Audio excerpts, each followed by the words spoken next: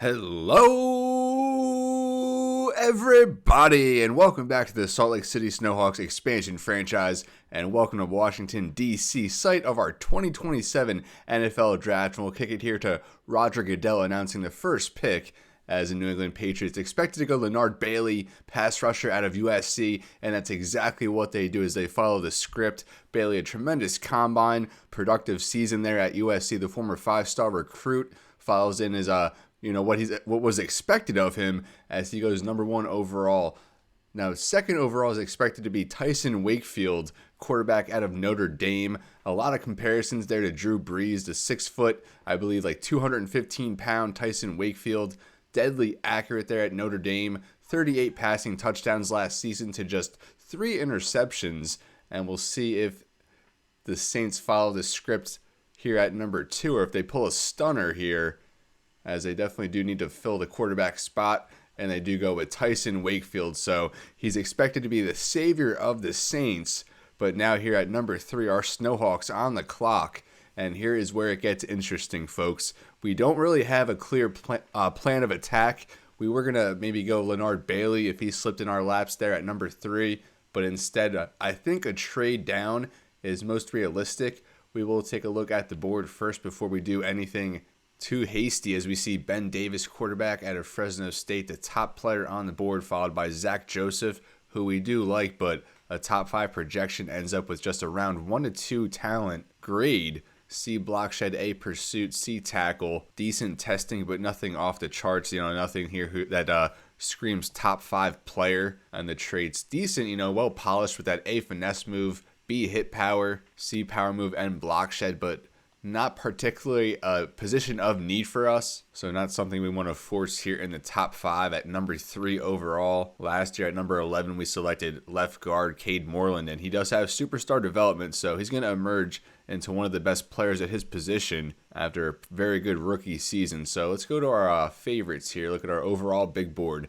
And the top player that we're looking at this season is Jimmy Gallery, the Heisman Trophy winner out of Notre Dame, played cornerback and wide receiver, an absolute playmaker, which is something we would welcome on either side of the ball. A for press and zone, B catching, C man coverage, and tested well in pretty much every category. First there at the broad jump and 3-cone among all pro days. Also second in bench press, 20 reps at his pro day, 21 at the combine. And overall, a very well polished player. And as I said, an absolute playmaker, the reigning Heisman Trophy winner. And then followed by him here, we have Jojo Pressley, his teammate there at Notre Dame, as they made up the best corner tandem in all of the nation. Pressley just 21 years old, 6'1", 188, A-man coverage, B press and zone. So he's already a refined cover man. Looking at his physicals, a 4.36 combine 40. Dropped that a little bit down to a 4.3 flat at his pro day. And also good marks in the vertical jump, broad jump, and 20-yard shuttle.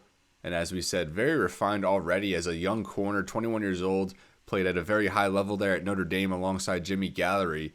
And the Fighting Irish corners here are top 2 on our big board, followed by Zac Joseph, who we just touched on. Then there's Walter Kidd, the other of the big 3 corners here in the first round. Man-to-man archetype out of Oregon, B catching, man, and zone. So overall, a balanced corner, but kind of tends to be more of our archetype at that man coverage. Very good 40-yard dash, good 20-yard shuttle. Otherwise, pretty balanced athletically. So I think Gallery or Pressley are really who we're hoping for here in round 1. But if you tuned into the last episode, you know that we really want a receiver as well, which leads us here to Markel Pierman out of USC, Carlos Alvarez out of Florida State, Luke Day out of Alabama, and also Philip Lang, the speedster deep threat out of Florida. But Markel Pierman is rated as the top receiver in this year's class, but with F deep route, D release, I just don't know if we draft him this high, especially, nothing physically jumps off the charts either. Very good athlete overall, but just, nothing that resembles a top 5 guy, something like Calvin Johnson, AJ Green, Julio Jones. Like I said in the last episode, if they're not that caliber, we're not going to draft them this high, especially if they're not the most polished receiver. Markel Pierman, very good with the ball in his hands, a very good playmaker, and he can make the big play, especially with that A spec catch, but overall just wish he was a better route runner and also got off the line a little bit better with D release. So we also have pick 28 in addition to number 3. So if he slides down a little bit, maybe we trade up from that spot, or we'll see how it goes. But we also really like Carlos Alvarez. I don't know why he's dropped down the board so much. I think it showed that he's gone down, up at the top right. Rank change over season minus 25, but you look at everything and he checks all the boxes. 6'3", 233 out of Florida State, 22 years old, A for catching traffic and catching, B deep route, and B release. At the combine, he was number 1 in the bench press and vertical jump, ran a 4.4 240, and also good marks in the broad jump, although the 3-cone and the 20-yard shuttle not that great. But you look at the skills and pretty much C or above in every major category, including A for short route, spec catch, catching traffic, catching and carrying, break tackle, awareness, run block. And then you see B for deep route, juke move, B release. Just a very complete receiver and a good athlete to boot with good size, very productive at the college level. So I don't know what we're missing here with Carlos Alvarez, but I think if we were able to get him at the end of the first round, that would be a big win for this year's draft, especially if we can get someone like Gallery or Pressley here in the early parts of the first round. But with that, we're going to move on and try and look at some trades here. As I stressed in the last episode, that's going to be our main focus here at the top of this year's draft without a clear blue chip prospect worth selecting at this spot. So we see our first offer here, Chicago Bears, and this would have us moving down 18 spots, getting a 2 this year, a 3, a 7, and also a 4 and a 7 next year. Or I'm sorry, 2 years. Certainly a lot of picks in return, but I don't know if we want to move down 18. We're hoping to move down maybe like 10 at most. So we'll see what else we got. Buffalo has us moving down 20 picks, but they're going to give us a 1, a 2, a 3 next year, and a 5. So 4 of their top 5 picks next year to move down 20 spots. I mean, that's a lot more enticing, I feel, than Chicago's offer, even though Buffalo is going to be a pretty good team more than likely. Houston 2 1s, and this one to move down 15 and pick up a 1 next year. I don't know if they're going to be all that great, so that might be worth moving down 15 spots, even though that is more than I said, as that would have us, just keep recycling multiple first-round picks into each year's draft, which I think we've done now 2 years in a row. Now Minnesota also has us moving down 17, getting a 1 next year, but I think Houston's offer is better than theirs. Also, probably Buffalo's as well. So I think Buffalo and Houston have the good offers right now.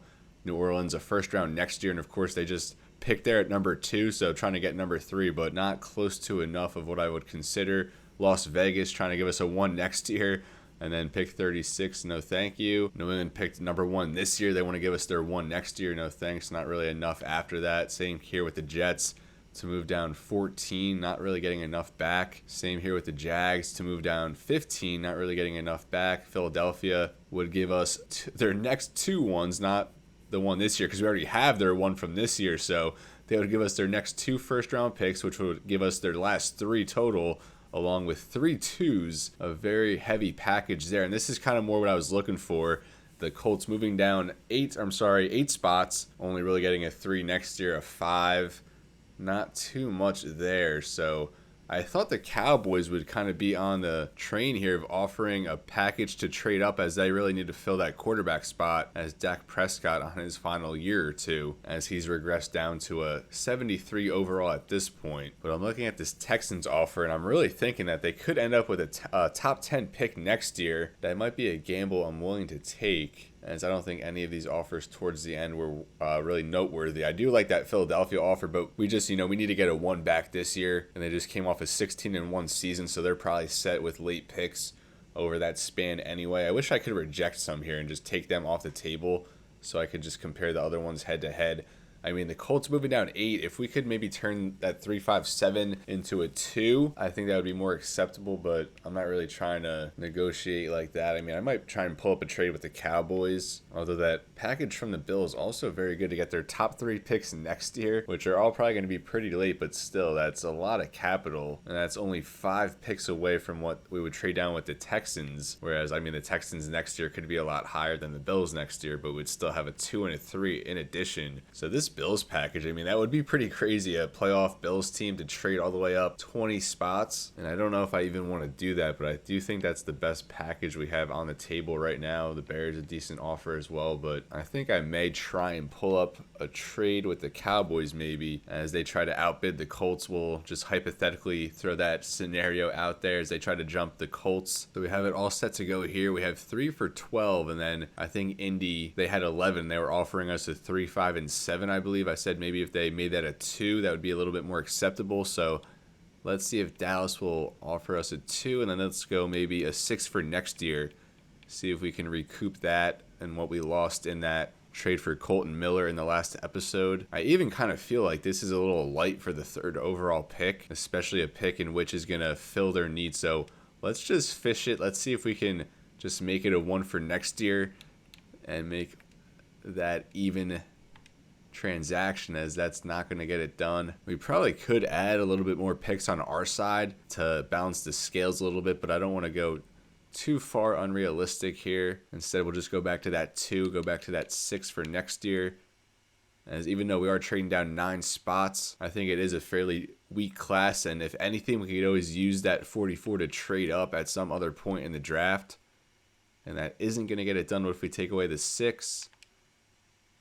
And still not going to get it done. So it looks like we're not going to be able to get a 2nd round pick along with 12, which I think pulls us out of that scenario there with Dallas. So going back to the packages that were on the table, because I really just don't feel comfortable in selecting Jimmy Gallery here at number 3 overall, but we just might have to do it to get a guy, and a guy who's going to be a great player nonetheless. But when we have some of these compelling packages on the table, it's really hard to pass them up. And the more I just, digest all of these, I mean, the Eagles offers very good 3 2s and 2 1s, but I mean, like I said, they're all going to be later picks, and we wouldn't get anything back in return for this offseason. So I think we may just have to bite the bullet and take this package from Buffalo.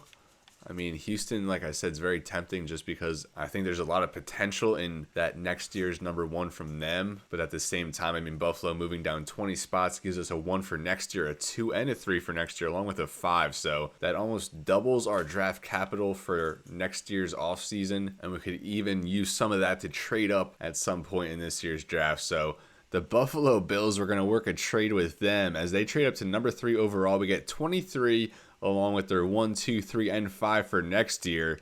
And I'm just really interested in seeing who they're trading up for, because it's not going to be a quarterback with Josh Allen coming off, I think, his 2nd MVP at this point. So let me know what you think of that trade. I know that was a steep, trade down the board, going down 20 spots. But like I said, we now have the flexibility if we want to trade back up into maybe the top 10 or maybe into the early teens there, if Jimmy Gallery or Jojo Pressley are still lurking around. As the pick here, Zac Joseph, pass rusher out of Michigan. We talked about him. He was 4th on the overall board. He goes 3 here to the Buffalo Bills. So 2 of the top 3 picks there, pass rushers. Lenard Bailey, number 1 to the Patriots out of USC. Zac Joseph, a little more established there at Michigan, as he led them to the national title game this past season. So now the Las Vegas Raiders on the clock here at number 4, as they passed us in the Ronnie Stanley bidding in free agency. They brought him to be their left tackle. They also signed a right tackle in free agency in Anton Harrison. So we were able to work a trade with them, as we traded Trey Benson and a 6th round pick in return for Colton Miller. And here they take Percy Bronson, defensive end out of Boise State, another very good pass rusher here in the top 4 now. 3 of the top 4 players selected have been defensive ends or pass rushers. Zac Joseph, outside linebacker, but more of a D end in a 4-3 scheme, which now brings us to the Seattle Seahawks, who made the Super Bowl back in year 1, and then the ensuing season, year 2, they would end up with the 1st overall pick, and that led them to firing Mike McDaniel as their head coach. Mike McDonald as their head coach, as they're now on the clock here at number 5, and that's going to be Jimmy Gallery, the Heisman Trophy winner out of Notre Dame. And he was who we were hoping for. So maybe we should have drafted him at number 3. I thought that would have been a slight reach, but if we were to stand pat, that was going to be the guy. But even then, I am kind of happy at the trade package we worked up with Buffalo, as we get an extra 1, 2, and 3 for next year. So now Tennessee on the clock. They've had Kyler Murray as their quarterback throughout the course of this franchise. They got him back in that dispersal draft. If you go back to, I think, episode 1 or episode 2, we talk about the dispersal draft, where we dispersed the whole Arizona Cardinals roster throughout the NFL, as we made this into an expansion team, absorbed some of their players, a couple of their rookies, which made up the basis of our roster that we use. And that's going to be Walter Kidd, another corner. So now that's Jojo Pressley, the only corner remaining, as we're now at pick 7 here. And I think we'll let this one play out and then maybe pause it and see if we can maybe work a trade up with the Miami Dolphins, because Pressley is definitely far and away at this point our number one prospect on our board after that big drop off there to the receivers, which we were maybe hoping to get one of them towards the end of the first round. We now have 23 and 28. And hopefully here the Steelers do not go Jojo Pressley. I want to say it's probably a defensive lineman or maybe an offensive lineman. Maybe Braxton Miller, I think. Or I'm sorry, no, that's going to be Lance Shevers out of Ohio State, defensive end. So another defensive lineman off the board.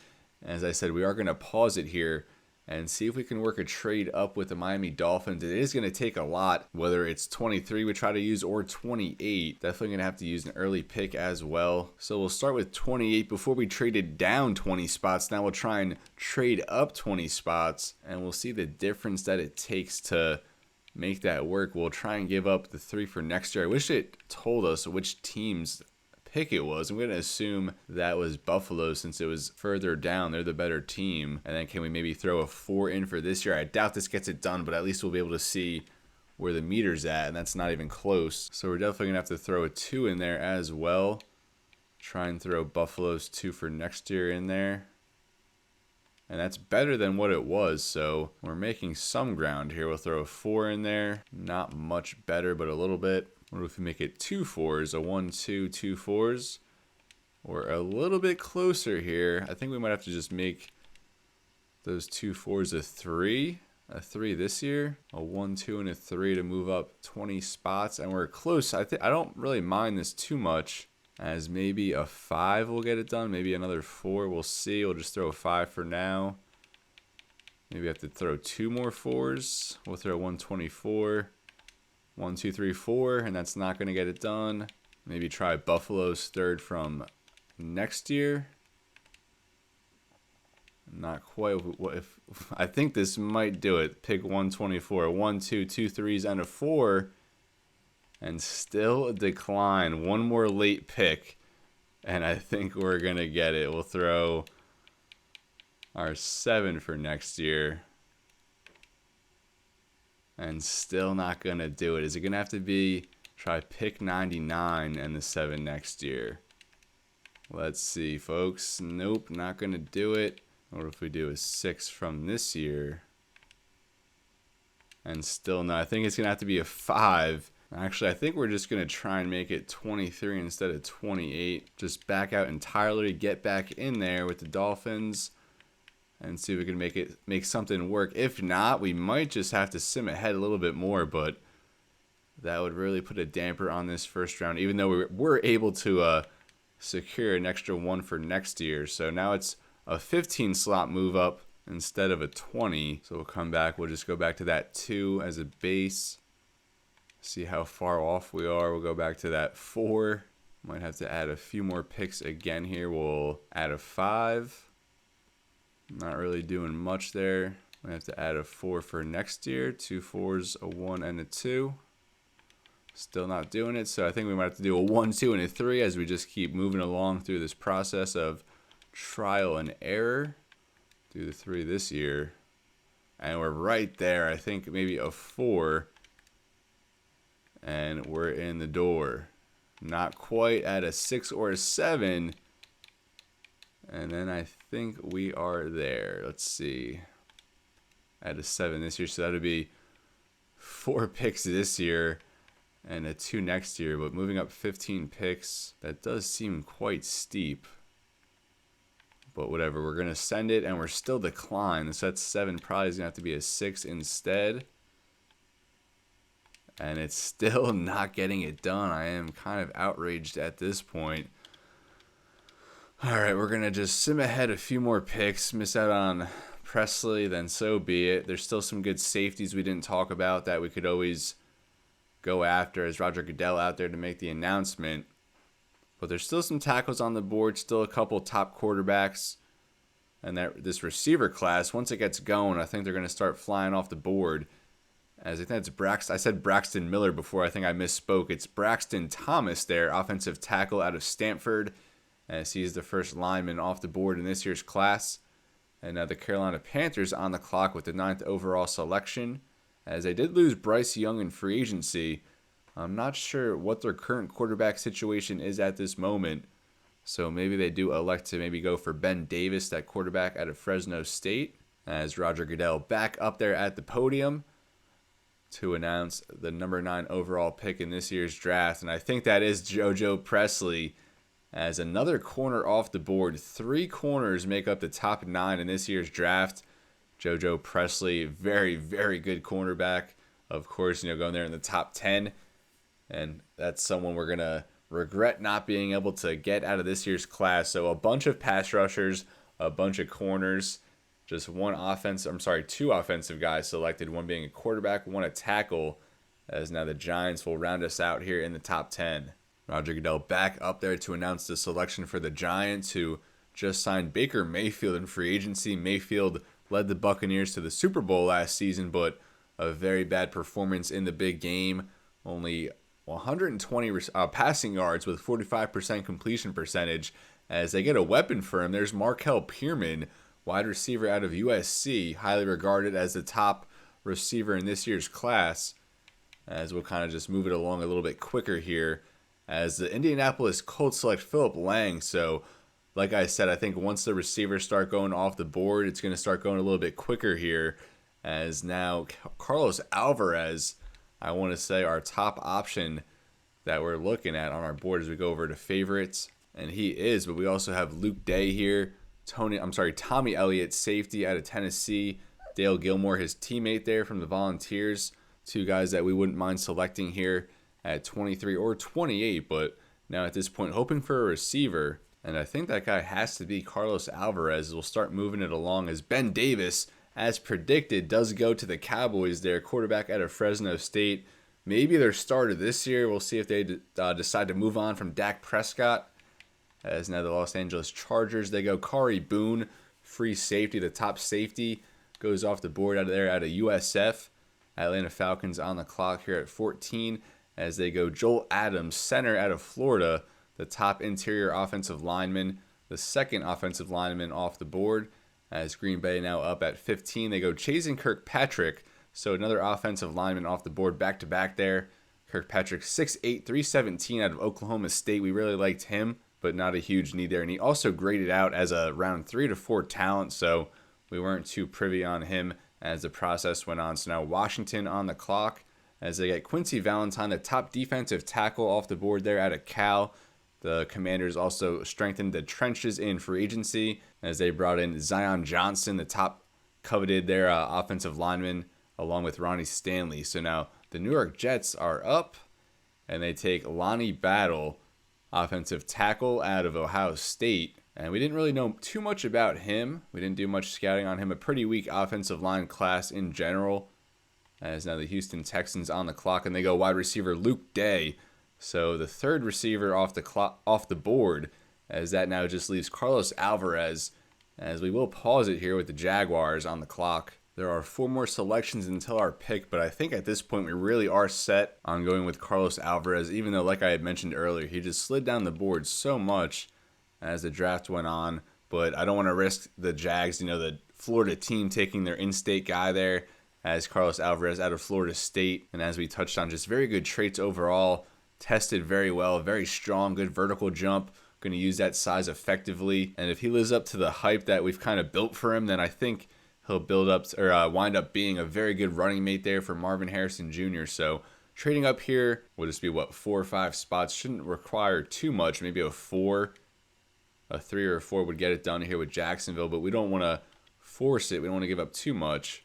Now going up to 19, we'll throw them 23, and then let's see if 99 will also get it done. I feel like that's a pretty fair offer to move up 4. Not quite. We can throw in a 7 maybe and try that one. Still no, so this might be a little bit tougher than I was expecting. What about a 4 and a 5 next year? Try Buffalo's 5. And still, really not even close. And I don't know if I want to even really offer any more than that. I think that's pretty fair. Or if we just try another 4, we won't try any more than that. Or what if we just throw one more late pick in there? We'll try our 7 next year. And that's it. We're not going to try and force anything. Just hopefully Carlos Alvarez slips to our pick here. I feel like we do have the tendency of getting sniped here in these Madden drafts. As they go receiver, but not the receiver we were going for. They go Michael Aiken out of Louisville. Good athlete, good, with the ball in his hands, but another guy who struggled with drops there at the college level. As now the Minnesota Vikings on the clock at 20. And they go Eric Wimbley, another safety off the board. He out of UCLA. And I think, like we said, we like Dale Gilmore out of Tennessee. So if we can get him and Alvarez here in the first round, we'll be happy campers. As we'll now sim the pick of the Chicago Bears. As they go Isaiah Kerr. And we did like him as well, defensive end, I believe out of there's the Texas A&M. He was on our board, but we had the safeties and the receivers ahead of him. So now here's the Bengals, and they have T. Higgins and Jamar Chase. So I think they're all right at the receiver position as they go Santiago Diaz, defensive end out of LSU. So we know who the pick's going to be. We'll just take a look at some packages here and see what they're offering us. The Chicago Bears, a 1 for next year. Tampa Bay moving down a few, getting a 2. Minnesota giving us the 1, 2, and 3 for next year. Imagine that, getting that from 2 different teams, Minnesota, and it was Buffalo earlier. The Eagles again offering a 1, 2, and 3, a 1 and 2 for Miami, which should be pretty good picks, but the 1 not until a couple years down the road. So we're just going to go ahead and do it and select our guy here. Like I mentioned, dropped 25 spots on the overall board throughout the season, and I mean, even at this point, we got to kind of dig down to get him, as he's there at 46, but talent-wise, he graded out as a round 1 talent. Going to trust our scouting department here. A for catching traffic, catching. B for deep route, B release. 4.4 speed, can jump out of the stadium. Good vertical jump, very strong, good broad jump, and he can run routes, get off the line, and get off tackles as well. So for the first time in this franchise, we're going to go ahead and select the wide receiver in the first round, Carlos Alvarez out of Florida State. Welcome to Salt Lake City, and we hope you can kind of solidify yourself as a great running mate there with Marvin Harrison Jr., 2 very imposing presences there on the outside as Carlos Alvarez, 6'3", 233. Just a very, like I said, imposing presence as you see there. And for the first time with the Salt Lake City Snowhawks jersey, taking the picture there with Roger Goodell, and it is a good pick at B. He's number 8 in true value, and we got him at 23, so a very good ROI, you'd say. At this point, looks the ball into his hands. Strong hands make contested catches look easy, and comes down with the toughest catches. He does have hidden development with 88 acceleration, 87 agility, 88 change of direction, 94 jumping, 92 speed, 77 strength. Very good traits there as a wide receiver. Looks like he was number 9, which he will don for our Salt Lake City Snowhawks. So looks to be a very good pick there. And I mean, you think about it, we traded down a lot. 20 picks there. Should have probably had Jimmy Gallery if it was a perfect world, but just not the case. But now after that selection, we look forward to 5 more picks here as we're up at 28. We'll sim this Rams pick as they go safety here. Mario Mentor. So that's 3 more until we're back on the clock. And as I said, I think Dale Gilmore is our top target here. And also Cliff Bost still on the board. Top 5 projected quarterback out of UCLA, 5'11", 229 field general. But there's also Tommy Elliott, and I did not envision him still being on the board at this point, 5'10", 210 out of Tennessee. Gilmore's teammate there, as we said, tested very well and probably better than Gilmore. I just, like I said, did not think he'd still be on the board at this point. So I just discounted the thought of drafting him, as we'll sim this 49ers pick as they go Mello Gillespie, another corner off the board, as he's the first to go since Jojo Pressley back at number 9. And now we'll skip the Chiefs pick here as they do go Tommy Elliott. So the safety we were just talking about goes, and now that leaves the Ravens in the way of Dale Gilmore. So we will sim that pick as they go Carter Harris, right guard, I believe out of Louisville, as they try to bolster that offensive line. The Ravens, the Super Bowl champs back in year 1, as they defeated the Seattle Seahawks. So we're now back up at 28, and I think we are going to select Dale Gilmore. But first, as we do, we'll take a look at some trade offers. The Saints here offering a trade down 6 spots for a 3 a couple years from now. No thank you. Raiders a trade down a few spots. Nothing special here. But again, the Eagles just very aggressive in their ways, offering us 5 of their 7 picks next year. And that really, really is a tempting offer. That's just absolutely insane there from Howie Roseman, just really saying YOLO at this point in his career. He's already won a couple Super Bowls. What else does he need to prove? And with that being said, go Birds, but in this case, go Snowhawks.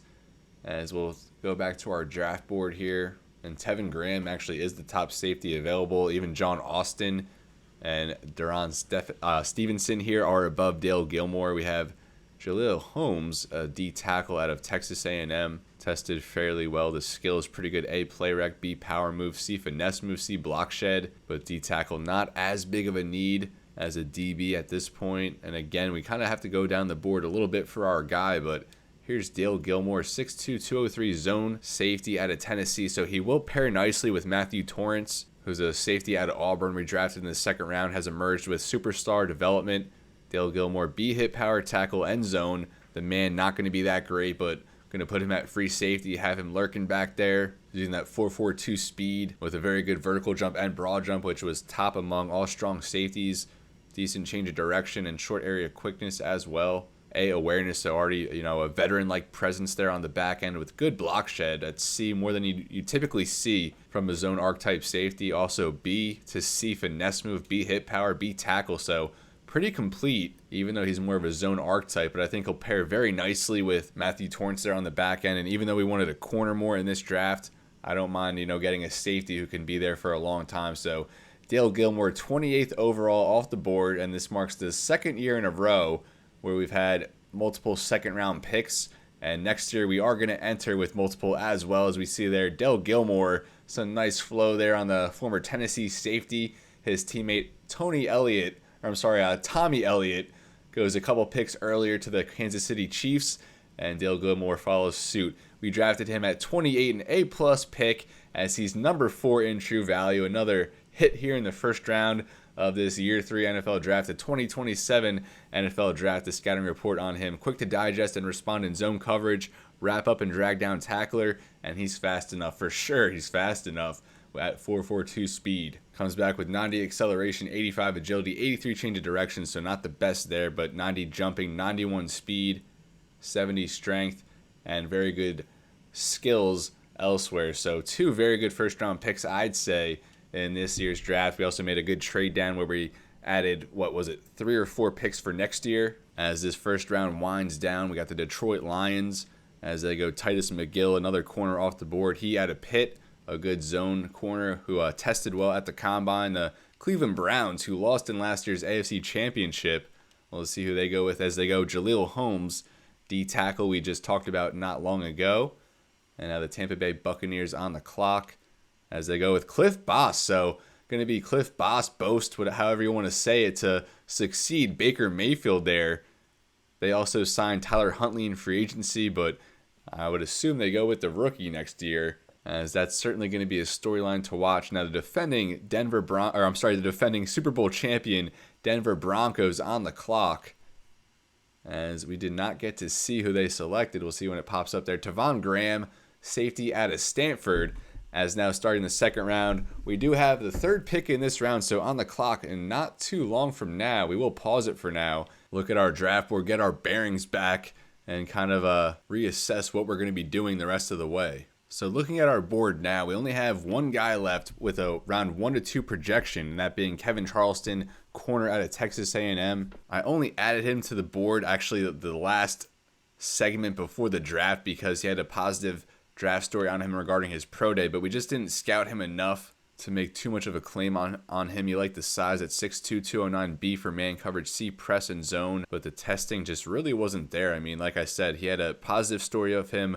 at his pro day, but I mean, a 4.56 40, nothing crazy. Otherwise, really nothing of note besides a good 20-yard shuttle. The skills are decent, but I don't know if I would want to select him here early second round. He's not even the top guy on our board. That slot goes to Seth Rosenthal, Guard out of UNC, 6'2", 323, B awareness, A impact block, B for pass block and run block. So pretty well balanced. Fits our archetype with that agile skill set and tested extremely well. Second among left guards in every category besides 20-yard shuttle, which was fourth. Although some of those numbers did drop a little bit at his pro day, but you like the skills as well. A for run block finesse and pass block finesse. A for lead block. And unlike most agile offensive linemen that you see, he does hold his own in the run block power and pass block power categories. So we did have him come in as a private workout prior to the draft, and we're glad we did because that revealed a round 1 talent grade, or I'm sorry, a round 1 to 2 talent grade. So I think he's someone that we could maybe groom to be our center of the future. We signed Ryan Kelly to a 1-year contract, now 34 years old, but still performing at a high level. But maybe Seth Rosenthal, someone we could draft and have him move over to center and learn behind Ryan Kelly and then be a starter in his year 2 season. We also really like AJ Lane, 6'2", 297, speed rusher out of Clemson. Has that A finesse move, B for block shed and tackle, but F for power move. So kind of going to be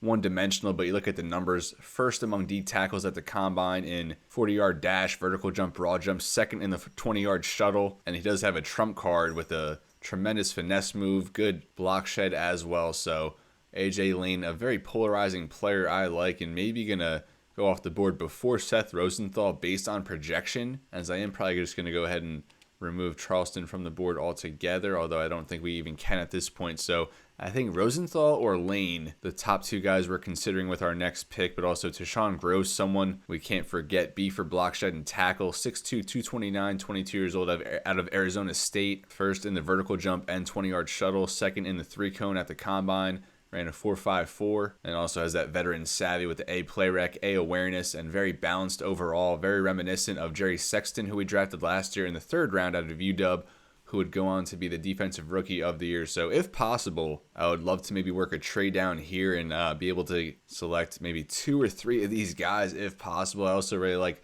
Drew Collins here, slot receiver out of Texas A&M, A for catching traffic. Ran a 4.46 and tested well in the 3-cone.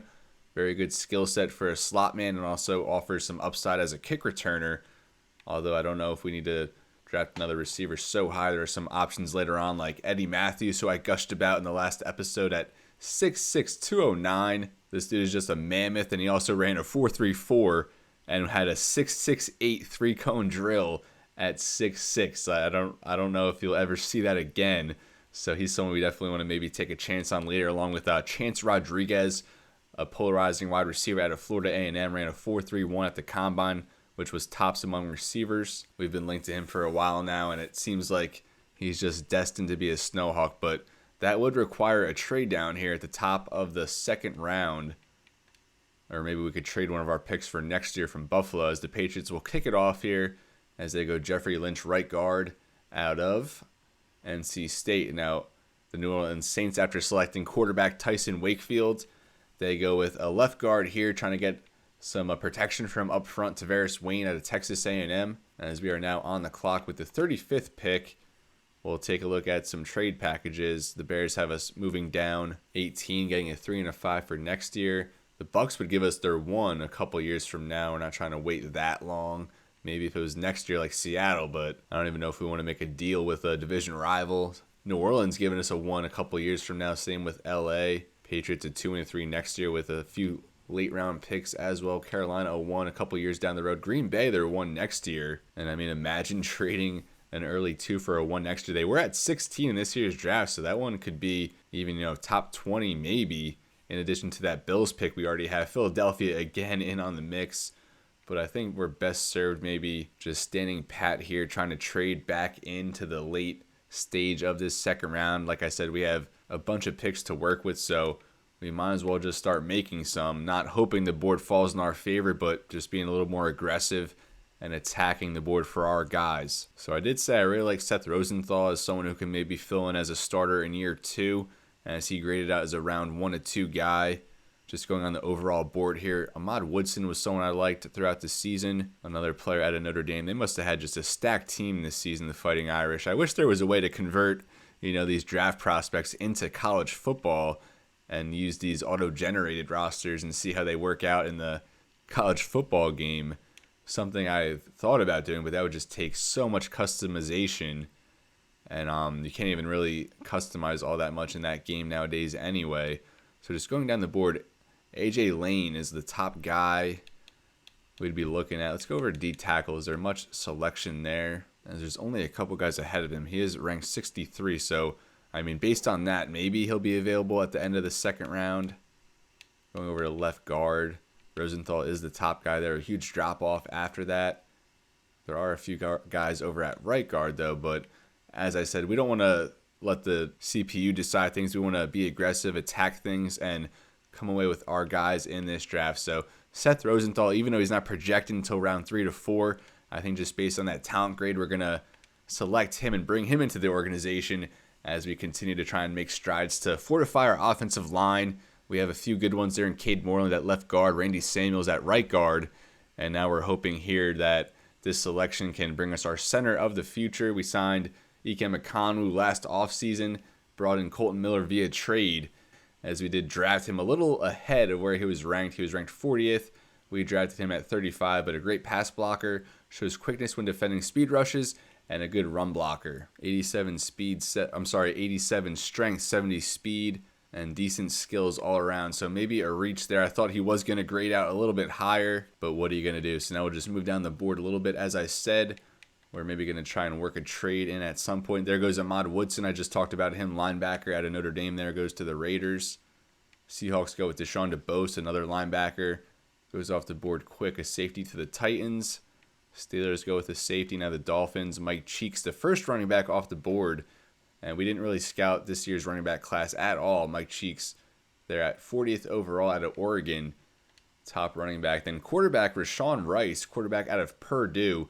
I know he was a scrambler archetype, as the Panthers maybe bring in their next quarterback of the future after Bryce Young, as we mentioned earlier, signed with the Los Angeles Rams. The Giants go with a D tackle. Colts go with a linebacker. Now the Dallas Cowboys, after selecting a quarterback, they go with a safety there and another safety. Just safeties flying off the board. As another running back now to the Atlanta Falcons, Marcus Saxton. He had a UCLA, so the UCLA backfield has now been drafted. Quarterback Cliff Boast earlier goes to the Buccaneers. Now Saxton to the Falcons. Another running back now, as we've had 3 in the last, I think, 7 picks. That's Randy Hatchett to the Packers, as we'll send this Commanders pick as they go linebacker LaMichael Reed. And we'll now pause it here. The Jets on the clock at 49, and we'll just reassess the board quick. I know AJ Lane is probably the top guy we're looking at, but the top guys on the board, Kareem Heath, another running back, Manuel Reveron, tight end out of West Virginia, blocking archetype. But I remember reading a draft story saying he tested very well at the combine, and I mean really only in the bench press with 25 reps as a blocking tight end. If he ran like a 4.6, that would be very impressive with that blocking archetype. But I mean, our guy is still a good ways down the board here. AJ Lane. We also had the receiver and that linebacker in Tashawn Gross, and I forget who the receiver was. I think Collins was the receiver out of Texas A&M. That's Drew Collins. A couple tight ends here. Bryce Herman, who we've always liked out of Oklahoma, but we signed Darnell Washington to pair him with Mark Andrews, so I don't really think we need to address tight end. So I think, yeah, we're just really hoping for AJ Lane, Tashawn Gross, and Drew Collins at this spot. I think we could afford to sim ahead a little bit more, maybe another 5 to 10 picks or so, as the Jets go with a running back, Rudy Little, out of Oklahoma State. Sammy Burris to the Texans. That's another D tackle, as another running back off the board there to the Jags. The Vikings go running back. Now they're starting to fly off the board. Another running back there to the Bears, Isaiah James. So that's, 4 out of the last 5 picks, running backs here. The Bengals, as there goes AJ Lane, the D tackle we were looking at out of Clemson.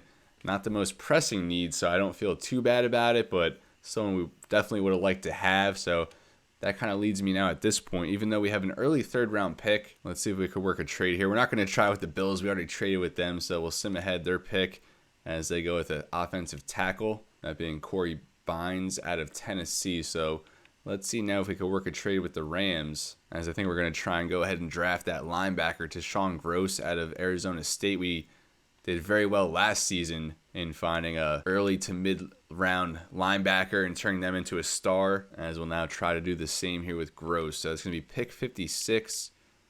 We'll try and give up a 4. We'll try 124 and 131. That's probably not going to be close to enough, as it's not. I think we're going to have to try 99 and 124. I don't know if that's even going to do it. And that's not even close. I thought that would at least give us some justice there. We'll try 2 4s to 6. And yeah, I don't know if we're even going to... We're being a little too frugal, I would say, but we do not want to force it. As they go Danny Collins, not the Collins. If someone were to tell me they drafted D. Collins, I would have for sure thought it would have been Drew Collins, the receiver we were looking at, but it's Danny Collins, right guard.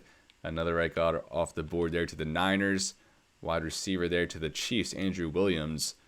As we now see the Ravens pick, they go Kevin Charleston, that corner out of Texas A&M. And now seeing as the Eagles always want to trade with us, I mean, they only really want to trade when they're giving up their future picks, but we'll see if they can take away their late second here. I think, what was it, pick 60?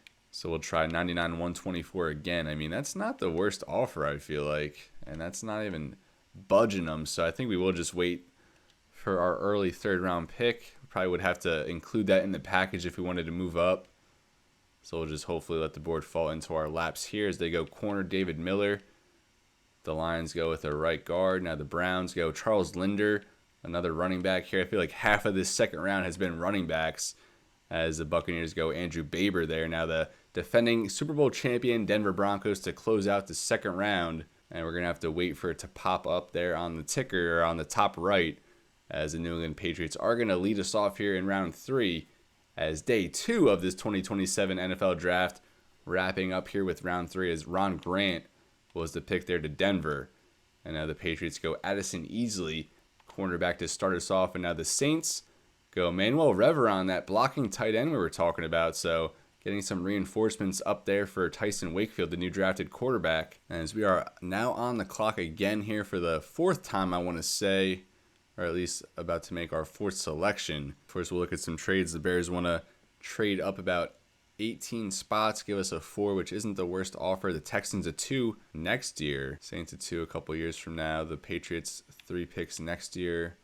A few 2s for next year. We'll just, like I said, we want to keep building the foundation of our team as good as it is to keep building up draft picks. You can't do that with every pick.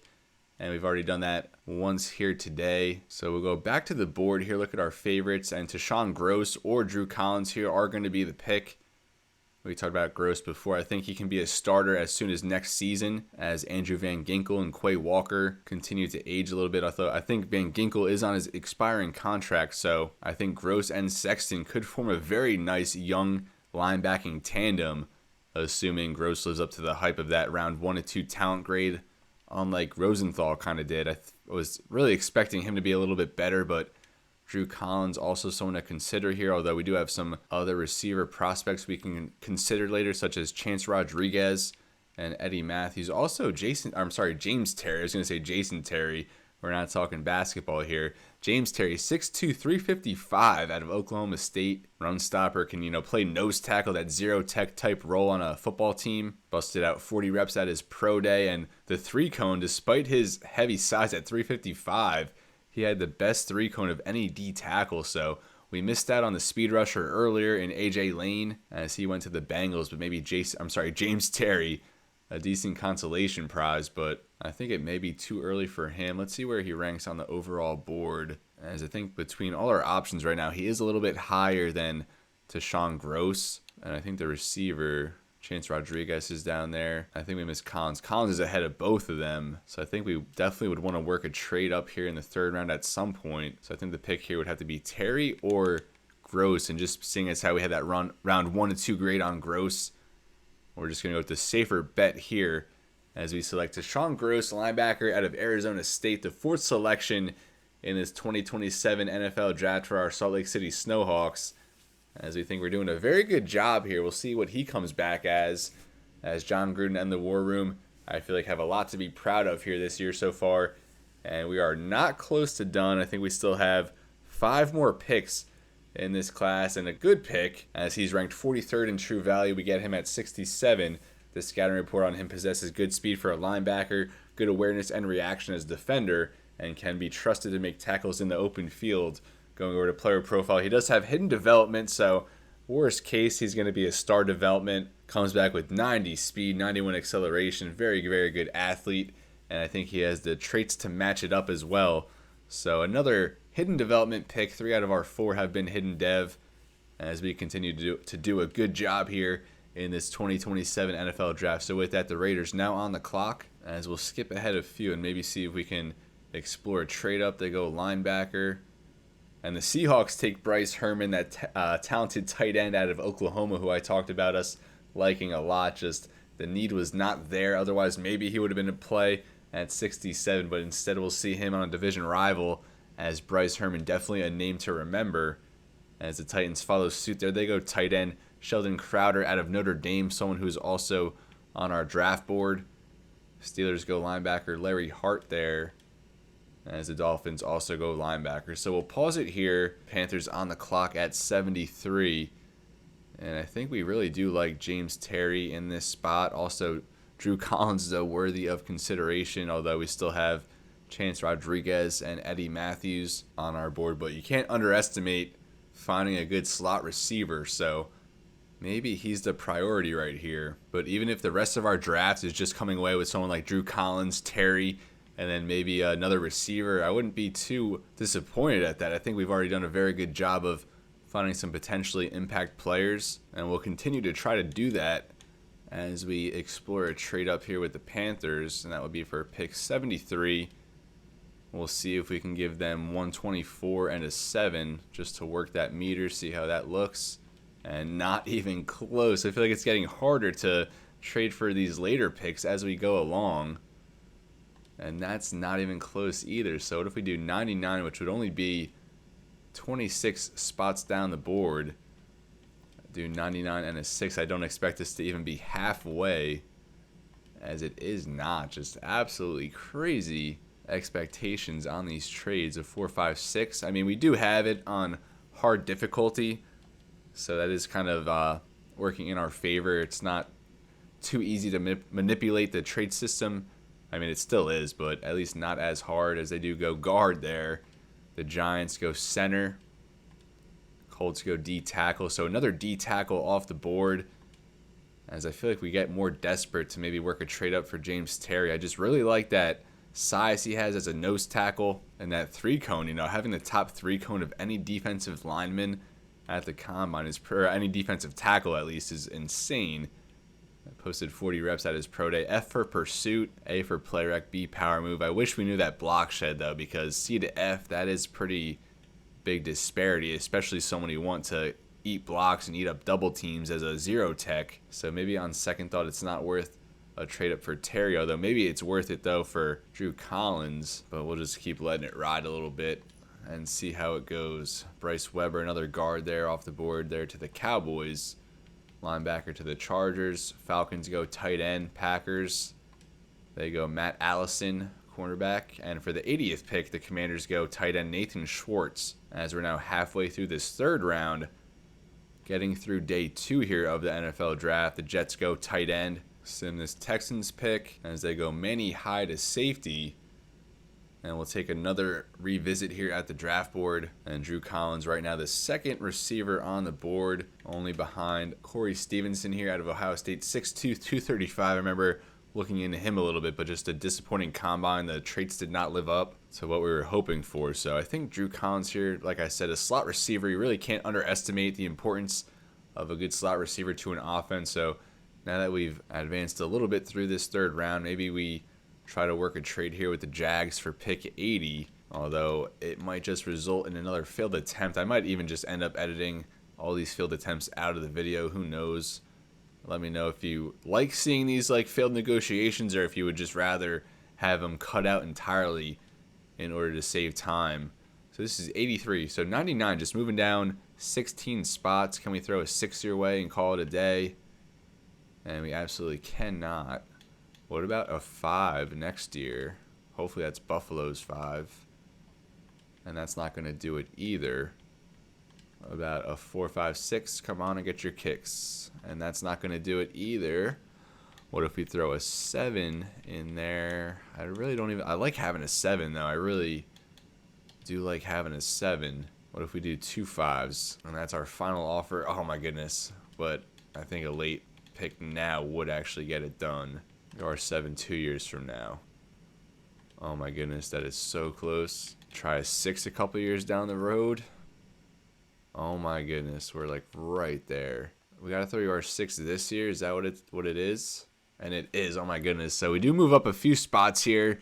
I don't know how much it was worth it. We go up a 5 this year. Hopefully it's Buffalo's 5 for next year and also a 6 this year. But we are going to get Drew Collins. I'm kind of cooling off on the idea of selecting James Terry just because that block shed really, bodes so much on what his overall rating is going to be. So instead we'll trust our scouting department again, and we'll go with Drew Collins here. 6 foot, 194 out of Texas A&M. A, catching traffic. B, catching. Only 21 years old. F for deep route. D, release. So still needs a little polish there, but you like how he tested in the 3-cone and the 40-yard dash. Bench press pretty good at his stature as well. Can contribute as a kick returner. B for short route and good catching traits all around the board. So Drew Collins, our 5th selection now in this 2027 NFL draft. Our 2nd receiver, as we do plan on probably drafting at least one more. We really want Eddie Matthews, but Chance Rodriguez, another guy that we're going to look at on day 3, as we're just trying to add some playmakers and see who sticks here. As Drew Collins, the latest selection now for our Salt Lake City Snowhawks, and we draft him like 40 spots after where he was ranked at 42nd in true value. We get him at 83 as James Terry. Again, I did James Terry off the board on the ensuing pick there to the Vikings. So we wish him the best of luck there. But for Drew Collins, looks the ball into his hands. All-star contested catchability, crisp route running on shorter routes, normal development, 95 acceleration. You love to see that. 90 agility, 89 speed. As he's hoping to be, and we're hoping that he can emerge as a next great slot man for our Salt Lake City Snowhawks. So as said, James Terry promptly off the board in the ensuing pick to the Minnesota Vikings. As we'll take a look at our board. And we have Jamar Beal here, Chance Rodriguez, Eddie Matthews, Rick Armstead, someone we're looking at in the later rounds, Marcus Matthews, Rashawn Hardy, 2 DN/defensive tackles, Deion Bone, a strong safety out of South Dakota we like late on day 3. So, really the bulk of our guys that we had scouted are off the board. We've run through most of the draft. I think at this point we shed some picks, so I'm not really even sure how many picks we have left for this year. Okay, so skipping ahead a couple picks, we actually have 2 more selections now after all the trades we've made. Was that 2 or 3 trades over the course of the first 2 days of this draft, as we'll do slow sims here to end it out. There's Jamar Beal, linebacker we had on our board, just didn't end up needing to take him after taking Deshaun Gross. Beal there out of Kansas State to the Rams. Now the 49ers as they take Corey Stevenson, wide receiver out of Ohio State. Kansas City Chiefs, Rashawn Hardy, someone on our board, but not until further down the line. Linebacker there to the Ravens. The Eagles go Gregory Kramer. And then the last 4 picks here of the 3rd round, the Bucks go with DeAndre Harris, and the Broncos rounded out there. So now on to day 3 of the 2027 NFL draft. We've made, I think, we said 5 selections. We have 2 picks here left. As we see there, we're on the clock at 124. So quite a ways to go here in the 4th round. As we'll just revisit this board for one of the last few times here. And I think Chance Rodriguez and Eddie Matthews, definitely the guys we're looking at. Chance Rodriguez, as we said earlier, a 4.31 40-yard dash at the combine. Good vertical jump, good 3-cone, dynamic playmaker with a lot of room for improvement as a receiver. But you like the foundation to build off of, and he had some draft stories on him. So I think he is going to be a very good player. And then Eddie Matthews at 6'6", we talked about him, ran a 4.34 at the combine, had the best 20-yard shuttle and a 6.68 3-cone drill. Just absolutely insane there. So I think we'll just we won't even slow sim it here. We'll sim all the way to our next user pick. And Chance Rodriguez actually off the board there at 99. So we wouldn't even have been in a position to select him, as we weren't going to work a trade up, especially in that spot, as we're definitely going to have to check out his rating later on and see how much we missed out. So back to our favorites. Eddie Matthews, not even projected till day 3, which we are on, but let's see where he is at on the overall receiver board. So good ways down, not even in the top 10 available. But even with that being said, I wouldn't want to risk him getting selected otherwise, but we didn't really have many prospects remaining on our board at other positions. We had Rick Armstead, who I wouldn't even really want to take maybe until the 5th or 6th round. Also, Dion Bone, but I think he was also more of a 6th or 7th round guy, or maybe not. Projected 167. We're here at pick 124, so matches up somewhat. Ran a 4.45, 25 bench reps. Both of those tops among strong safeties. And he has A, hit power, but the coverage rating is probably not going to be that great. So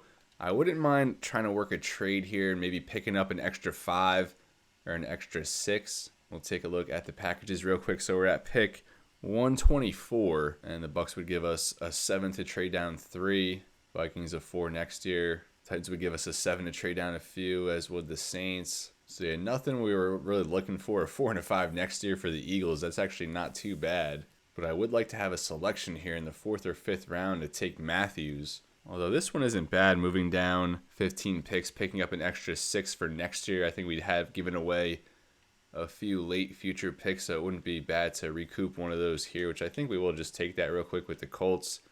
Move down 15. Hopefully Eddie Matthews is still there. That's kind of just who we're looking for in this spot. See who the Colts select after trading up. And they go J.D. Brown, wide receiver out of Georgia. He was actually on our board, graded out as a round 2 to 3 guy, I think. And there goes Dion Bone right after as well there to the Lions safety we were just talking about. So maybe we were a little wrong on him. As now we are up here in a few selections. We'll just advance to the next user pick. And it looks like I saw Matthews there, but that's Glenn Matthews running back to the Panthers. We're just going to go ahead and make our selection here. Could be a total whiff also on this Eddie Matthews bandwagon, but you just really can't ignore that imposing speed and size. You just rarely see that. He's not even on the top 50 right now. Got to go over to receiver. And Eddie Matthews, receiver out of Oklahoma State. He's not even a physical or a deep threat. He's a playmaker at 6'6", 209. So we'll see how that comes back after we draft him. Just a total project here, throwing a dart, and we'll see if it sticks. And that's at pick 139 overall.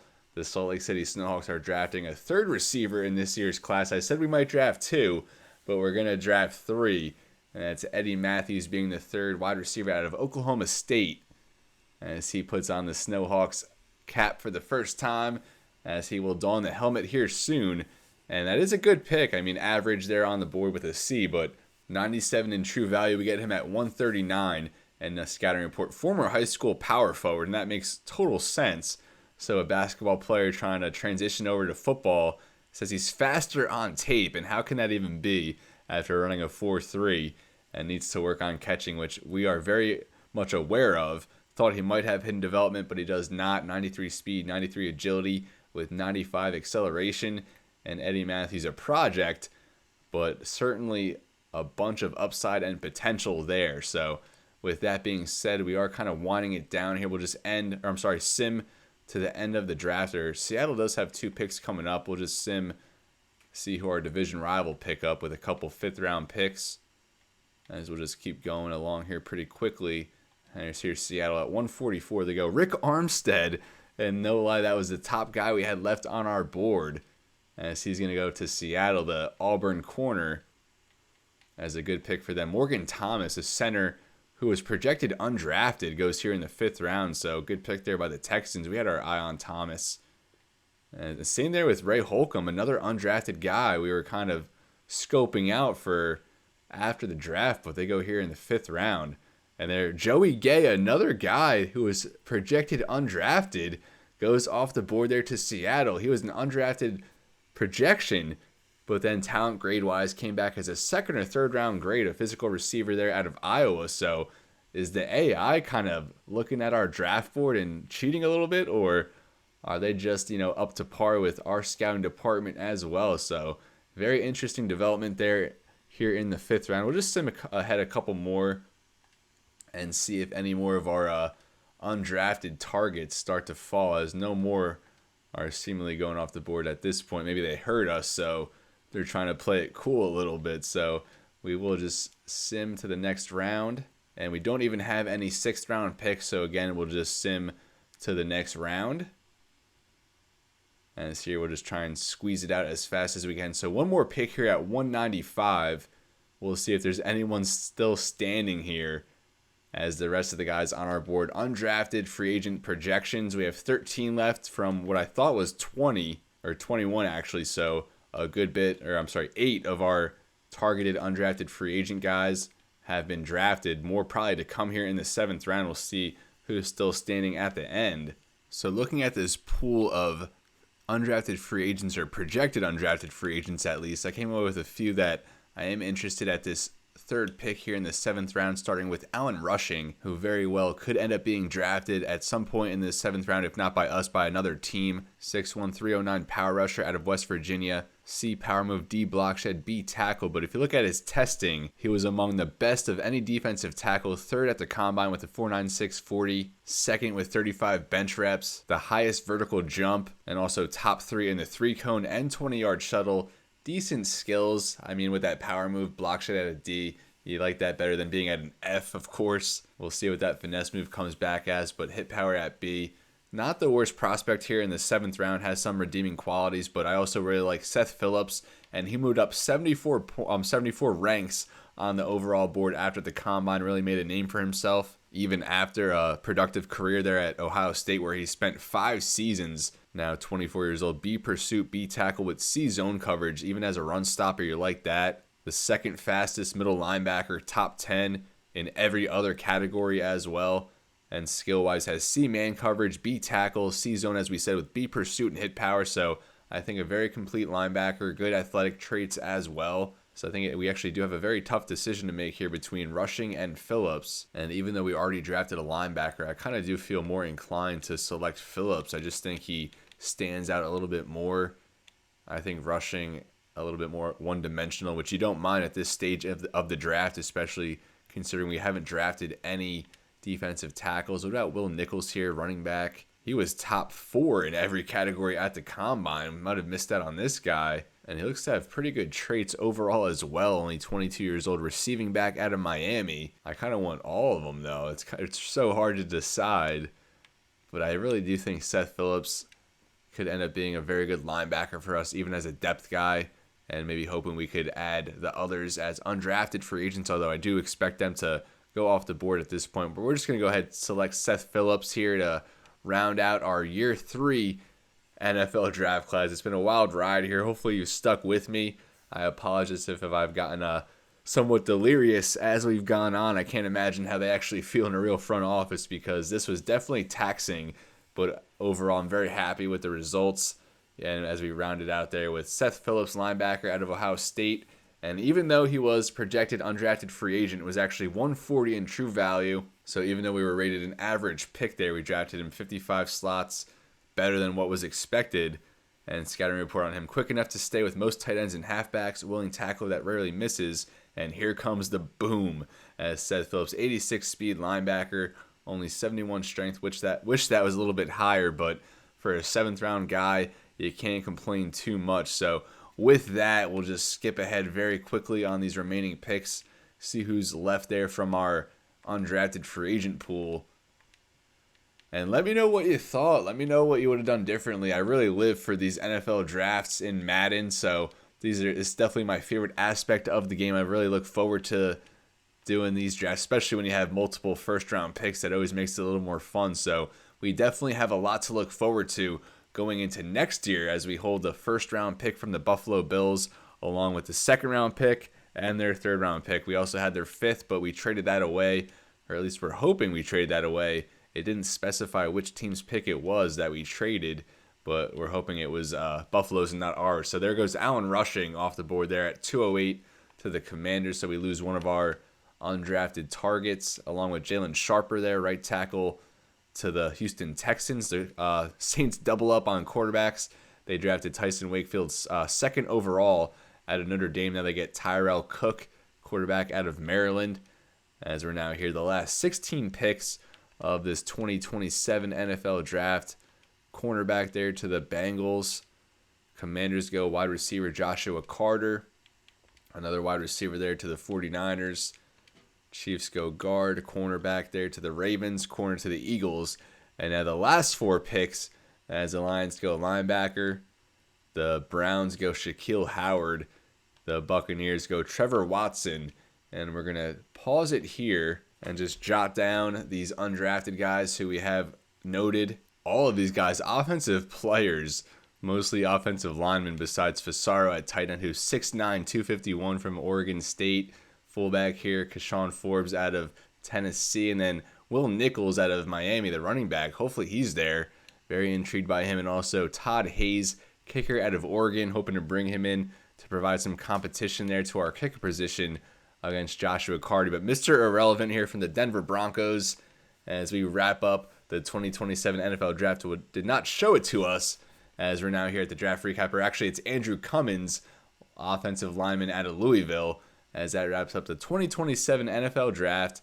And now we'll take a look at the recap and go over some prospects we missed out on. So Carlos Alvarez off the bat, going to come in at 76 overall, which we'll definitely take. Fits that physical archetype. Take a look at his ratings: 92 speed, 88 acceleration. The catching rating's pretty good: 84, 83, 87 respectively for catch and traffic and spec catch as well. 78 release, you like that. And pretty good with the ball in his hands. Pretty good playmaking traits. And of course we have that hidden development, and you love that size at 6'3", 233.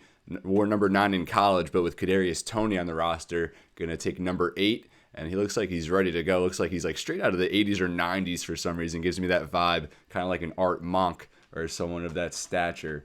So going down from him, we have Dale Gilmore, 77 overall, safety out of Tennessee.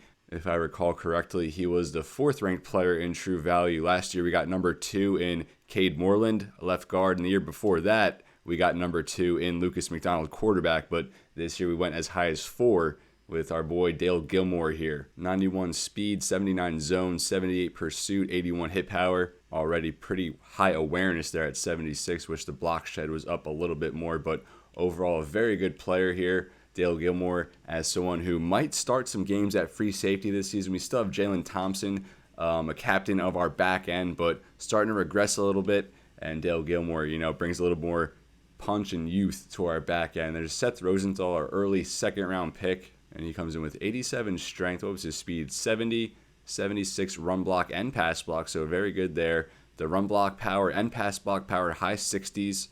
So as I mentioned earlier, not going to be huge deficiencies in his game as he develops. But you love that impact block at 90, 83 lead block, and drafted at left guard. As we said, probably going to move him over to center. And I think his overall might take a hit, a couple points, if I'm not mistaken on how that usually goes. Maybe it goes up. We shall see. But a 74 overall. And then Tashawn Gross, very excited about him, 6'2", 229, 22 years old out of Arizona State, 90 speed to pair that with Jerry Sexton, if not this season, definitely next season, but we'll definitely get Gross some snaps in place of either Andrew Van Ginkel, who's on an expiring contract, or Quay Walker. So 90 speed, as we said, with 84 tackle, 83 hit power, the block shed a little bit low, but we'll get that up a little bit. Pursuit at 79, in which the zone was up a little bit from 65, but a lot to work with when it comes to Tashawn Gross, hidden development, and hopefully we get a superstar out of him like we did with Jerry Sexton. Now our last 3 selections here, we have Drew Collins, who I believe we did work a trade up for, 73 overall slot receiver, and only 21 years old, so a lot of youth we've been able to corral in this year's draft. I think every draft pick 22 years old or younger, besides our last pick there in that linebacker out of Ohio State. But for Collins, 89 speed with a 95 acceleration, good catching traits at 83 for overall catching and catching traffic with 78 spec catch. The route running for short, 77, medium, 75, and the deep route, you're not going to find this guy going deep at just 59, but that's not his bread and butter at all. He's more of a short yardage, move the chains type of guy. 68 release, definitely want to get that up a little bit, but probably not a huge impact guy in his rookie season. I think Kadarius Toney is going to man the slot this season alongside the newly drafted Carlos Alvarez, and of course Marvin Harrison Jr. will probably work Collins in a little bit in the slot, but it's probably Toney's role this season, at least for the majority. And then Eddie Matthews, our 3rd of 3 wide receivers drafted, another guy, 22 years old, 6'6", 209, 70 overall playmaker. Just based on that size, I thought it would be deep threat or physical, but his physical all the way down there at 57, 93 speed, 95 acceleration. What is his change of direction? 92, just insane at 6'6", and 99 juke move, 97 kick return. When was the last time you saw a 6'6" kick returner? This guy is just something else. You wish the jumping at 75 was a little bit better. All the catching in the mid to high 70s, which is pretty good, but the route running needs a lot of work, and the release needs some work as well. But we knew we weren't drafting him based on his intangibles, more so for his physical traits And I think Eddie Matthews, especially in the preseason, is going to be someone that's very fun to watch and keep an eye on.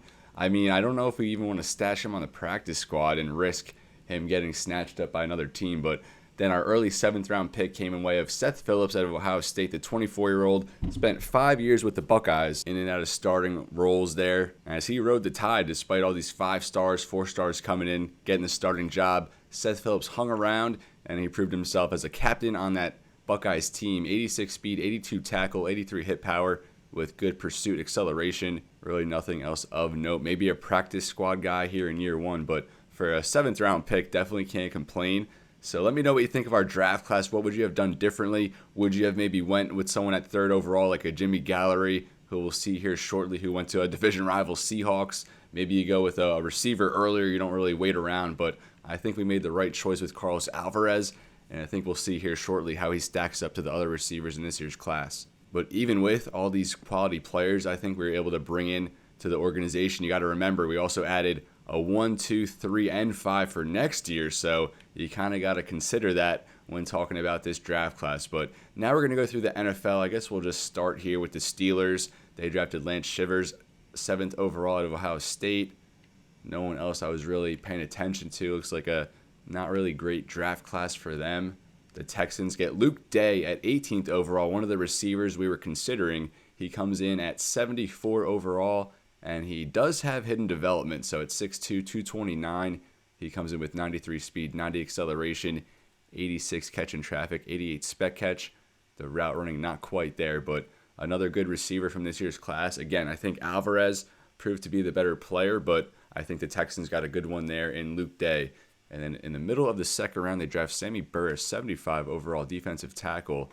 I was just checking to see if he had hidden development, but either way, another good pick there for the Texans, as they did have a lot. Morgan Thomas was that undrafted projected center. He only ends up being a 65 overall. And then Tyrese Connor was an undrafted running back I was looking at. They take him in the 6th round, 5'11", 226 out of Troy, power back. And he had 91 speed, 82 strength, good agility, and just good traits overall for that power back archetype. It's hard to find athletic guys who fit that mold, but I think he's going to be a pretty good running back. 73 overall there.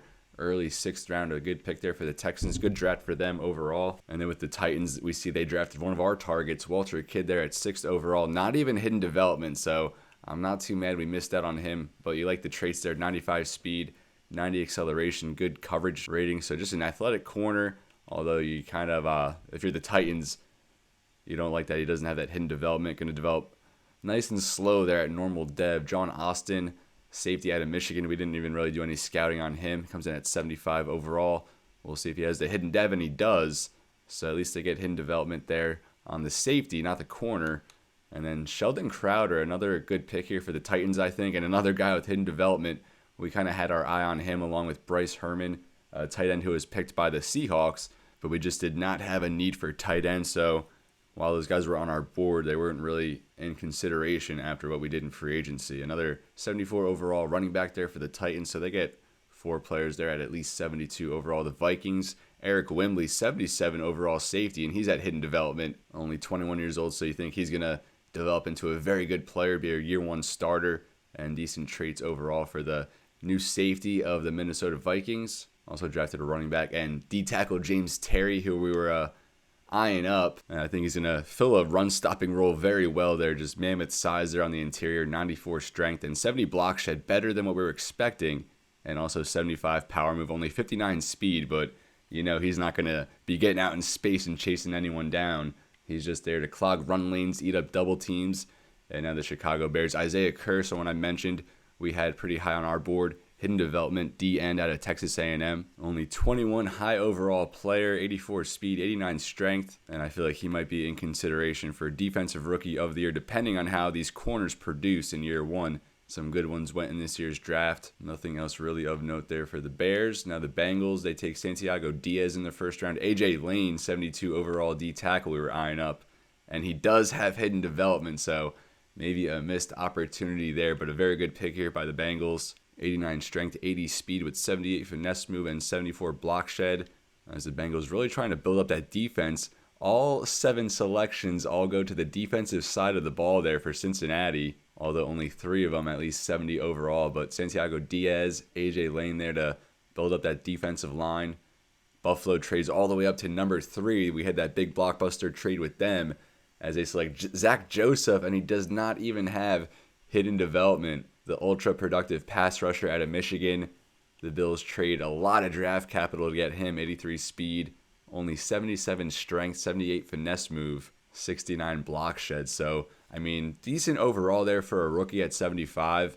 Definitely can play in a rotational role, but I don't know if that was worth mortgaging next year's draft for, as they also took a 72 overall tackle, 71 overall running back. They also took a quarterback here, Nate Hogan out of Troy, and a couple linebackers there in the later rounds. Now the Broncos take Tevin Graham at 32 overall as the defending Super Bowl champions, but otherwise looks like an underwhelming draft. They also drafted a quarterback there, Nicholas Evans.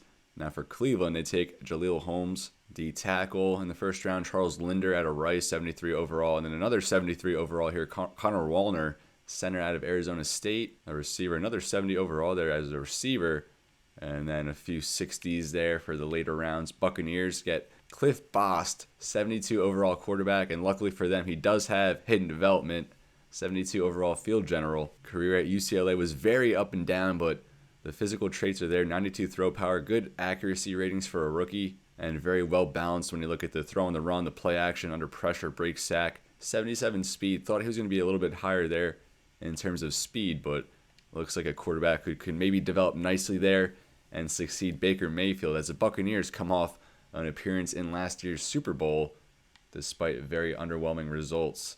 Now moving on to the Chargers, Kari Boone, the first safety off the board, and they doubled up on safeties going with Eddie Ward in the next round. All defense here for the Chargers, albeit only 5 picks. And then Tommy Elliott slips all the way down to 26, and he might be the highest overall player at 79 that we've seen so far, hidden development. And if he slipped 2 more picks to us, he would have been our guy, but he fell far enough right into the laps of Kansas City, 90 speed with 77 zone, 76 pursuit, 79 man, hit power, and awareness. And it looks like Kansas City got themselves a baller, a dog there on the back end, as we'll see how he compares to our own Dane Gilmore as they go on throughout their careers. The only selection of at least 70 overall there for the Chiefs. Now the Colts, as they took Philip Lang at 11 overall, I think the second receiver off the board, and he does have hidden development, 5'8", 192, 96 speed, 92 acceleration, 95 agility. We knew he was going to be a dynamic athlete, but I honestly thought the catching traits would be a little bit lower, as well as they're both high 70s, which I would have took in consideration of Philip Lang. I think when we scouted him, it showed he had D or F for catching, but that route running very bad there at 70 for short and medium, but could maybe emerge into one of the game's best deep threats. And we're going to have to monitor his career as it pans out in comparison to our own Carlos Alvarez, who we took a few picks later. J.D. Brown was a late round guy I kind of had our eye on, but just other receivers kind of took his spot in terms of priority as we went with Collins and Eddie Matthews. And Brett Banks was an undrafted quarterback I was targeting, was really hoping he would make it out, and turns out to be a 68 overall, so pretty good, when you consider he was an undrafted projection with 92 speed, 90 acceleration, and 91 agility. So he's going to be a very fun player, and we'll see how he kind of goes on with the Colts, maybe turns into a backup role there in Indy. The Commanders took the first D tackle, Quincy Valentine, 75 overall, and Michael Reed. 2 good defensive additions for them, as not much else of note. They drafted Alan Rushing, that late 7th round guy we were maybe looking at, but we went linebacker instead. And then Ben Davis, 12th overall, does fall right into the laps of the Dallas Cowboys, and he does have hidden development. So 2 of the 3 first-round quarterbacks we've seen so far have had hidden development, and Davis comes in at a 72 overall, 91 throw power, great accuracy ratings. I think they were much better than Cliff Bost, as we saw there earlier with Tampa Bay, and he does look to be a better quarterback than Bost, albeit I think they are the same overall, or maybe Davis was just 1 ahead. And then they get Cordell Buckner, 73 overall safety, and a 74 overall guard in the 3rd. So pretty good day 1, day 2 there for Dallas. As we move on to Miami, they took the top tackle in Braxton Thomas, and he comes back normal development. So I think our gut was correct about this offensive tackle class in particular, as it just really lacked guys, especially at the top, and there wasn't much depth either. They took the top running back here in Mike Cheeks. They're at 40 overall out of Oregon. and he does have hidden development. So I think running back maybe we'll look towards next year. We do have McCaffrey on a 2-year contract we just signed, but who knows if he makes it past that first year, as I wouldn't mind cutting him if he shows too much regression. We had the Eagles' first-round pick, so they didn't have that this year, and really nothing of note for them. The Falcons took the top center in Joel Adams, 75 overall, 74 overall receiving back Marcus Saxton, and Mitch Mazikcha, we'll call him, a 75 overall tight end out of LSU. Hidden development, so a good pick there for the Falcons. Looks like they've had a pretty good draft overall, although they still do have Kyle Pitts, so pretty good tandem there now at the tight end position. Now the 49ers, a division rival, Melo Gillespie, their first-round pick. Another guy here out of UCLA, just normal development. So I think I think we've only seen 2 first-round corners so far, and they both ended up having normal development, 72 overall guard, 70 overall corner. No one really else of note. And the Giants, so Markel Pierman, they took him to round out the top 10 to get a weapon there for the newly signed Baker Mayfield. And normal development, so looks like we dodged a bullet on him in selecting Alvarez, who came back with hidden dev as Pierman. The route running, not that great. Good agility, though. Decent catching, especially the spec catch. But a playmaker, dynamic with the ball in his hand. Going to be a good kick return man as well, but overall, just not a complete receiver, not really what we were looking for at the top of this year's draft. But 74 overall D tackle, 72 overall center, and a couple decent late-round picks there for the Giants. The Jags took Michael Aiken, and we had some poor draft stories on him, but he does turn out to be a hidden development. I wasn't expecting that. 94 speed, 92 acceleration, a good deep route guy with good spec catch, jumping, catching traffic, 96 agility. So looks like the Jags got themselves a nice playmaker, a deep threat playmaker type guy. I was surprised to see them take him over Carlos Alvarez, but I'm not mad about it. And they get another good playmaker here in Nolan Kinley, 77 overall running back. Chance Rodriguez, we talked about him a lot, only comes in at a 69 overall. And I thought for sure he was going to have hidden development, but he does not. So I don't feel as bad missing out on him, as he does have that 94 speed acceleration, 90 jumping, 93 agility, but just not a complete receiver. But a good late round guy there for the Jags. I think that was at pick 90 or 99, if I'm not mistaken. They also doubled up on running backs, so 2 running backs and 2 receivers here for the Jags. Moving on to the Jets, they draft Lonnie Battle, 71 overall tackle. I think he was the 3rd tackle taken, although he does have hidden development, just very lowly rated there at 71, but we'll develop over time, I guess, with that hidden dev.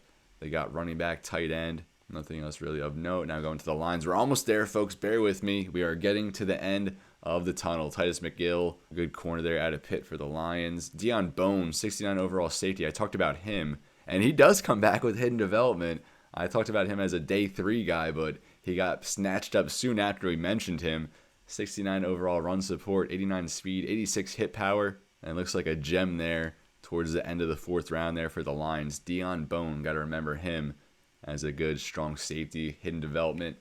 Packers, they get Jason Kirkpatrick. I was very surprised that he graded out so poorly, but he also comes back with hidden development. But like we saw with, I think it was Little for the Jets, just a 71 overall offensive tackle. So it's like, are you drafting these tackles in the 1st round knowing they have hidden dev, but knowing that they're also going to take like 3 years to develop into a starting tackle? So while he did have some high attributes like strength, good lead block, impact block, lowly rated, especially what we thought he would grade out as being a 1st round projection, but then being around 3 to 4 grade talent wise. They also got Randy Hatchett, one of the top running backs selected to the Panthers. Jojo Pressley was taken 9th overall. We tried trading up for him, and he does come back hidden development. I think he's going to be a stud there for Carolina, forming a pretty nice tandem there with J.C. Horn, 93 speed, 92 jumping, man at 80, zone at 78. So I think Jojo Pressley going to be a dynamic game changer for Carolina as they look to ascend. Although they did lose Bryce Young, they drafted Rashawn Rice in the 2nd round, the 4th quarterback off the board, and only 65 overall. So I don't know what the Panthers are going to do at quarterback. He does have 99 throw power, but 80 speed. Looks like a Jamarcus Russell kind of as he comes back. Very, very poor rating. They do get a good lineman here in Matthew McGrath at 74 overall.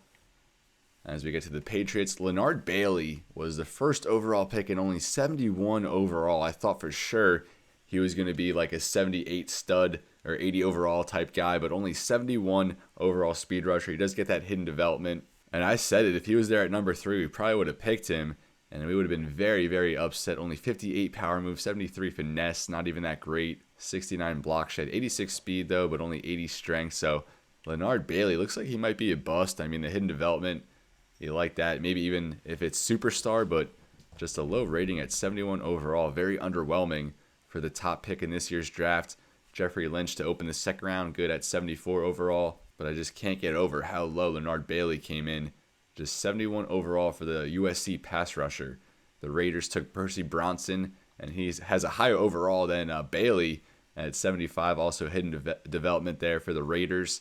89 strength, you like to see that. As we just need a couple more teams to get through here, and then we can call it a day. A couple good linebackers here. 75 overall Woodson, 74 overall Joe Snell, and I liked Woodson throughout the process, and he does come in with hidden development, pass coverage linebacker. Looks like the Raiders got themselves a couple guys there on defense. Now the Rams, Mario Mentor, one of the top safeties at 75 overall. Jamar Beal, I mentioned liking him, 71 overall linebacker, and he does have hidden development. So our gut on a lot of these guys came to fruition to be pretty true on how we were rating them. Ravens go guard in the first round. Kevin Charleston, 70 overall. Nothing really after that. The Saints get Tyson Wakefield at second overall, and he comes in at just 70 overall. I thought he was going to be a stud and normal development as well. So he thought this guy was going to come in, be the savior of this franchise. I mean, the ratings aren't bad, but you thought this guy was going to be hidden development superstar potential, be the replacement there for Drew Brees a couple years down the line. As he did draw comparisons to him in college, but looks like a bust there at number 2. And just a poor quarterback class overall. It looks like Ben Davis to the Cowboys might be the best, but even he was just a 73 overall. They get a good guard there at 75. Manuel Reveron had a draft story on him, and he does have hidden development, so blocking tight end up there to hopefully improve the front for New Orleans. Definitely Tyson Wakefield is going to need it, and we'll see if he even cracks the week 1 lineup. And last but not least, our division rival, the Seattle Seahawks, looks like they had themselves a very, very good draft as they take the Heisman Trophy winner Jimmy Gallery at 5 overall, 2 spots after we traded down. 77 overall zone corner with 90 speed, 94 acceleration, 90 jumping, 81 zone. So the man a little low there. Not the best tackler either, but just dynamic playmaker, won the Heisman Trophy, and maybe we'll see him at receiver a little bit too with the Seattle Seahawks, one of the top graded players in this draft at 77. They get Deshaun DeBose, 71 overall middle linebacker.